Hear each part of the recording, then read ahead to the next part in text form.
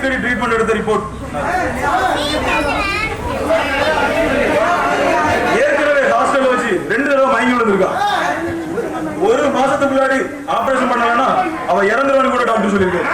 ஆதிக்கு தெரியாது சார்.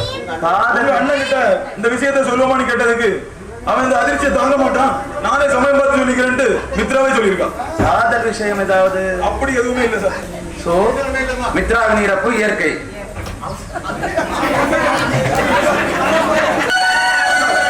அப்ப அந்த ஃபைலை க்ளோஸ் பண்ணிடலாம் சார்.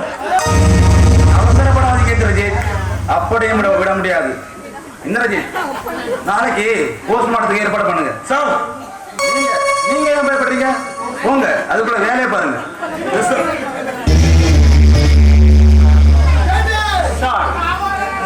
மித்ரா மரணம் இயற்கைன்னு ரிப்போர்ட் வந்தாச்சு. அப்புறம் ஏன் சார் போஸ்ட்மார்டம்? யோ யார் என்னையா?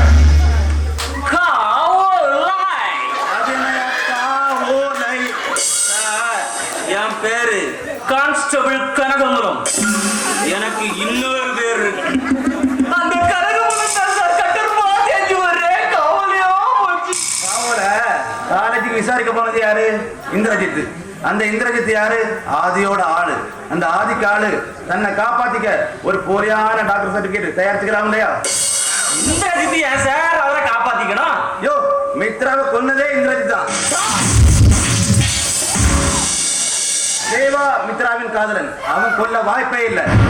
அதிக மேட்டர் மனசுல வச்சு ஆதி இந்திரஜித்தை வச்சு காரியத்தை முடிச்சுட்டான். இப்போ என்னோட வளையத்துக்குள்ள இந்திரஜித். சொல்றீங்க எப்படி சார்? எப்படி? அதுதாயா சீதக்காதி, சிக்கல் சீதக்காதி.